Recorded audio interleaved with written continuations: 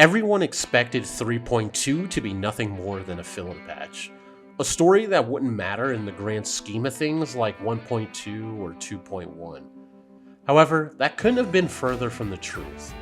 While, as it stands, the plot doesn't move forward, we get a deep dive into the psyche of Sigrika, the main focus on this patch. Her and Rover's experiences in the Academy's dark side show us a troubled girl crushed under the weight of expectations, and how those expectations can transform a dream where students vent their frustrations into a living nightmare. Before we continue, greetings, I'm Seraph Lore. If you're new here, welcome. I hope you consider subscribing, and if you're not new, welcome back. Let's discuss patch 3.2 and do a little bit of speculation. 3.2 was all about the dark side, a place that houses the fears and anxieties of the students at the Academy. The Fraxidus have co-opted the dark side and turned it into a trap by unleashing tacit discords and turning students into the source of the dark side's problems. In the case of the story, it was Sigrika that the Fraxidus turned into the dark side's source of problems. The dark side itself is a pretty interesting place, but it's quite obvious that it's inspired by places like the Metaverse or the Dark Hour from Persona. Where the dark side differs is that it's supposed to just contain the worries and anxieties of the students. During our first trip, we catch glimpses of the worries and fears of several students as Lucilla guides us, and eventually we discover a strange occurrence. The figures in the dark side seem to be talking to someone. That someone, of course, being Sigrika. I'll admit, this part of the story was slow to get going. After our first foray, we have the new Solar Celebration where we're introduced to Denia and reunite with Sigrika in the real world. After receiving a riddle and deciphering the runes that lead us into our second journey, we are forced back out thanks to Lucilla's assistance. This is when the story really grabbed me, and this is also when the story does something I was incredibly mixed on: integrating the Whispers Between Stars story quests. It was such a pace killer when I first experienced this. The story was just getting going. We meet up with Luke and Lucilla with Sigrika in tow, discussing how the Fraxidus has taken over the dark side. Sigrika is told to rest, and she's clearly upset by it, and it felt like that was leading to more tension, but nope. We get a tutorial for Whispers Between Stars, and we are told to take it easy too. And now we're hanging out with Linnea again. It was jarring, to say the least, and I expected more people to dislike this, but to my surprise, everyone liked it. Which was fine because I ended up liking Whispers Between Stars eventually, but still, that initial distaste didn't go away until later. The Whispers Between Stars event requires you to spend time with different characters before the story can advance. But the one you spend time with the most is, of course, Sigrika. We have to nearly finish her quests before the story concludes. We learn a lot about Sigrika through this, and through the new Solar Celebration happening, we learn that everyone has near impossible expectations for her. Sigrika was chosen to be a successor of the Heliotic Six, that same group from 3.0 Part 2 that became corrupted and killed by the Void Storm. Because of this expectation, Sigrika is extremely hard on herself, and it leads to her feeling like those being considerate like Lucilla are belittling her or are secretly disappointed in her performance. This makes Sigrika very relatable, as we all are or know someone just like her. A stressed out and troubled person who feels the crushing weight of expectations. Her little moments with Rover, from bird watching to hanging out with Linnea and trying odd candies, do a lot to humanize her, and juxtapose the pressure she's under daily.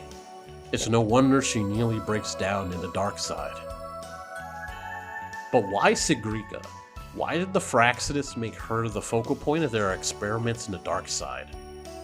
Before we answer that, let's talk about how we find out Sigrika was influencing the place. In the story, we're given riddles to solve regarding the dark side. Every year during the festival, these riddles are handed out concerning the dark side.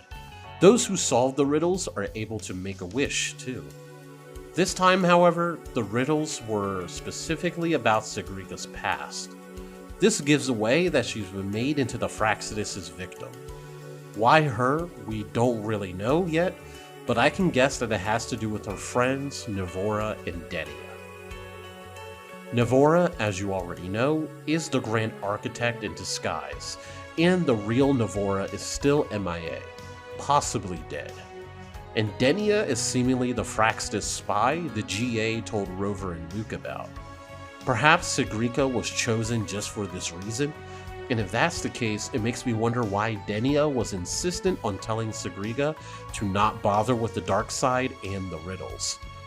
It could be her protecting Sigrika from the GA's machinations, but if Sigrika did listen, would the Fraxidus choose someone else? It's highly likely. The story ends with Sigrika and Rover getting separated in the dark side, and Sigrika confronting her shadow self, the version of her in control of the dark side.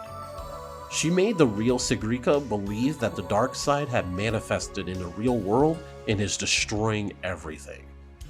Sigrika would have given in to her other self's taunts if it weren't for the Rover's unwavering belief in her. The other Sigrika reveals herself to be one of the Fraxidus' tacit discords. We encounter multiple Fraxidus made TDs throughout the dark side, with this one appearing multiple times. This is also where we see Denia watching everything unfold. With the dark side fixed and the Academy in full control of it again, the new solar celebration concludes.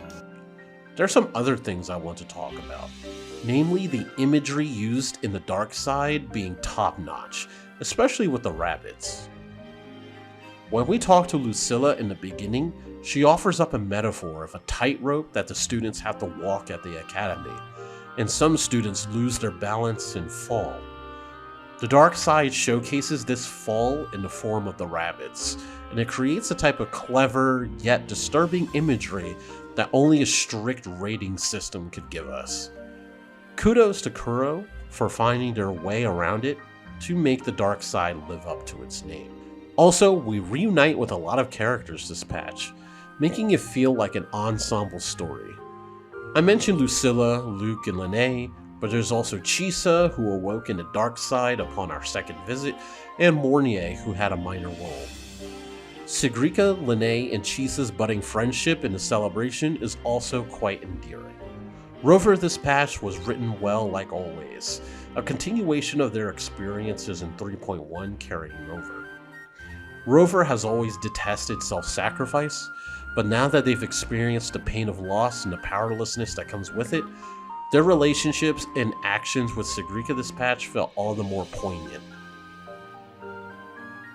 Overall, 3.2 was a great experience. It was nice seeing multiple playable characters appear and talk to each other in the story. Sigrika was much better than I expected, and the dark side really surprised me. Kuro, once again, can take a familiar concept and twist it in a way that makes a strong impression on players.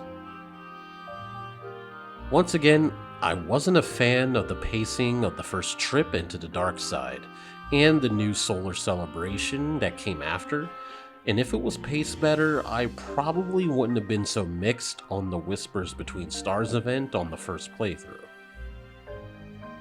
Anyway, that's all from me. Thanks for watching, and I'll see you all next time. Later.